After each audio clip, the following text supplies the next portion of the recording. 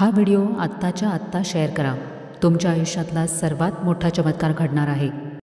हो, अगदी 5 मिनिटात तुम्हाला एक खूप मोठी बातमी मिळेल आणि तुमची सर्व दुःखे कायमची संपून जातील. असे वाचल्यावर किंवा ऐकल्यावर आपल्याला किती बरे वाटते ना? पण स्वामी भक्तांनो, हेच ते खोटे आणि हेच ते आध्यात्मिक जाळे ज्यामध्ये आजचा स्वामी भक्त फसला जातोय. नमस्कार सर्वांना, श्री स्वामी समर्थ.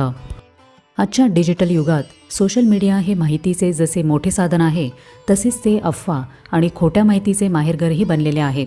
विशेषतः अध्यात्म आणि श्रद्धेच्या बाबतीमध्ये अनेकदा खोटे संदेश पसरवले जातात.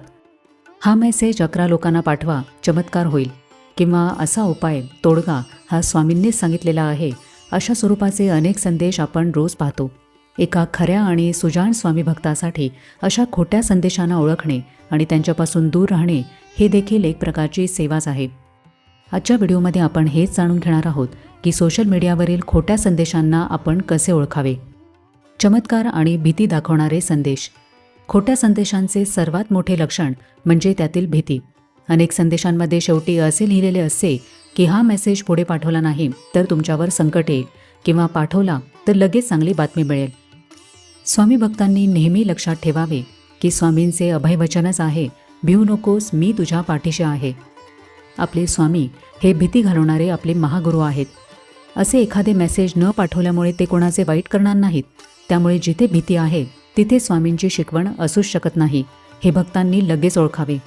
कोणताही देव, संत किंवा सद्गुरू आपल्या भक्ताला भीती घालून स्वतःची भक्ती करायला सांगत नाही. काही लोक स्वतःच्या प्रोफाईलचे शेअर्स किंवा व्ह्यूज वाढवण्यासाठी स्वामींच्या नावाचा वापर करतात. काही वेळेला या मेसेजच्या सोबत एखादी लिंक असू शकते, ज्यावर क्लिक केले असता आपला डेटा चोरीला जाऊ शकतो. काही लोकांना केवळ अफवा पसरवून लोकांमध्ये घबराट निर्माण करण्यामध्ये आनंद मिळतो.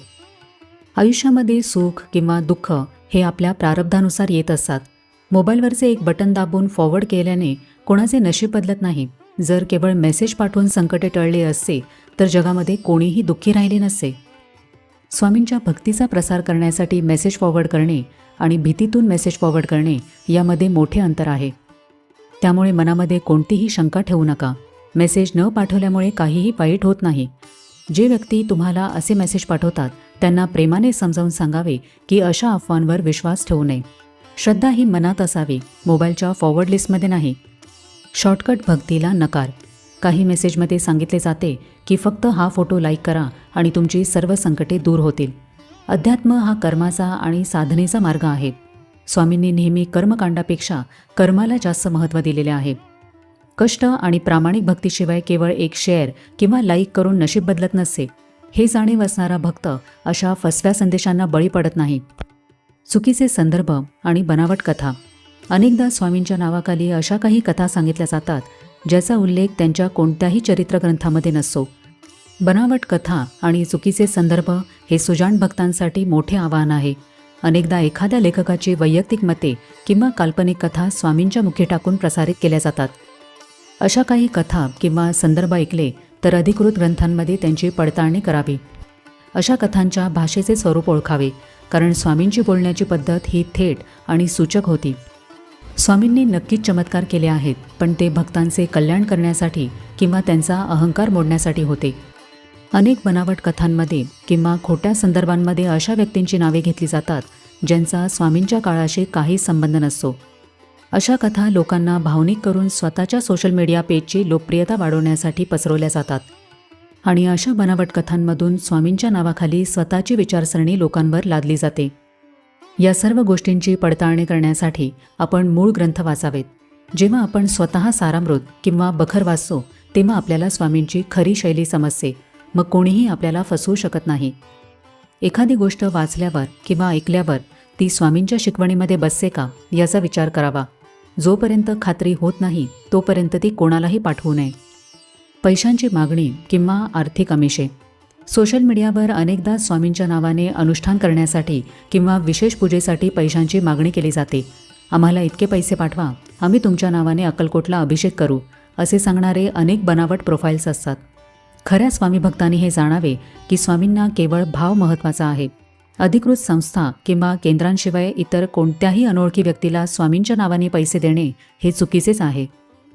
हा मंत्र ऐका आणि उद्या सकाळी तुमच्या बँक खात्यामध्ये पैसे येतील, किंवा हा फोटो घरात लावा आणि गरिबी कायमची जाईल. अशी आर्थिक आमिषे दाखवणारे अनेक चमत्कार सोशल मीडियावर फिरत असतात. अध्यात्म हे मनशांती आणि आत्मिक प्रगतीसाठी असते, ते पैसे दुप्पट करण्याची योजना नसते. अनेक सायबर गुन्हेगार स्वामींच्या नावाचा वापर करून लोकांची वैयक्तिक माहिती किंवा पैसे चोरतात. त्यामुळे स्वामी भक्तांनी नेहमी सतर्क राहावे. अंधश्रद्धेला खत पाणी घालणारे संदेश. असे व्हिडिओ केवळ फसवणूक नसते, तर ती स्वामींच्या विचारांची विटंबनाच आहे. आजकाल AI म्हणजे आर्टिफिशियल इंटेलिजन्स आणि व्हिडिओ एडिटिंग सॉफ्टवेअरमुळे काहीही करणे शक्य झालेले आहे. अनेक वेळेला मूर्तीने डोळे मिसकावणे, फोटोमध्ये हसताना दिसणे, हे फेस ॲनिमेशन किंवा व्हिज्युअल इफेक्ट्स वापरून फोटोमध्ये हावभाव निर्माण केले जातात. असे व्हिडिओ बनवणाऱ्यांना फक्त त्यांचे व्हिडिओ व्हायरल करायचे असतात. ते आपल्या श्रद्धेशी खेळून स्वतःचे व्ह्यूज वाढवत असतात. स्वामींनी स्वप्नात येऊन हा तोडगा सांगितला किंवा विचित्र प्रकारच्या पूजा करायला सांगणारे व्हिडिओज अंधश्रद्धा पसरवतात. एक गोष्ट नेहमी लक्षात ठेवा की स्वामींनी नेहमी नामस्मरण, सेवा आणि सात्विक भक्ती सांगितलेले आहे. त्यांनी कर्मकांडापेक्षा नेहमी कर्माला जास्त महत्त्व दिलेले आहे. अशा व्हिडिओंमुळे जगासमोर स्वामींच्या विचारांची प्रतिमा ही जादूटोणा किंवा अंधश्रद्धा अशी होते. सुशिक्षित तरुण पिढी जेव्हा असे तर्कहीन व्हिडिओ पाहते तेव्हा त्यांचा अध्यात्मावरून विश्वास ओढू लागतो. सामान्य माणूस सतत काहीतरी वाईट घडेल या भीतीच्या छायेखाली राहतो. अशा व्हिडिओजमुळे किंवा मेसेजेसमुळे श्रद्धेचे बाजारीकरण होऊ शकते. वारंवार असे मेसेज आल्यामुळे सामान्य माणसाची अध्यात्मावरची श्रद्धा उडू शकते. नको असलेल्या गोष्टी फॉरवर्ड करण्यात भक्ताचा मौल्यवान वेळ जातो, जो वेळ नामस्मरणात वापरता आला असता. सुजाण स्वामी भक्तांनी अशा वेळेला काय करावे? कोणत्याही संदेशाची, व्हिडिओची पडताळणी करावी. कोणताही संदेश पुढे पाठवण्यापूर्वी तो अधिकृत ग्रंथामध्ये आहे का किंवा स्वामींच्या एखाद्या अधिकृत केंद्राने प्रसारित केला आहे का याची खात्री करावी. आपल्या घरातील वडीलधाऱ्या व्यक्तींना किंवा लहान मुलांना किंवा आपल्या सहकाऱ्यांना अशा खोट्या संदेशांमधील फोलपणा समजावून सांगावा. अशा खोट्या व्हिडिओंना किंवा संदेशांना प्रतिसाद देणे म्हणजे त्यांना प्रोत्साहन देणे आहे. त्यामुळे लाईक किंवा शेअर करू नका. स्वामींचे विचार, त्यांची शिकवण समजून घ्या. काही स्वामी भक्तांना खरोखरच स्वामींचे अनुभव आलेले असतात, पण अनुभव आणि अफवा यामध्ये खूप पुसट पण महत्त्वाची रेषा असते आणि आपण ती जागरूकतेने वेळीच ओळखावी. स्वामींचा तारक मंत्र, त्यांचे चरित्र ग्रंथ किंवा त्यांची शिकवण यावर विश्वास ठेवावा. त्यांच्या विचारांचे आचरण करणे हीच खरी भक्ती आहे. स्वामी हे परब्रह्म आहेत.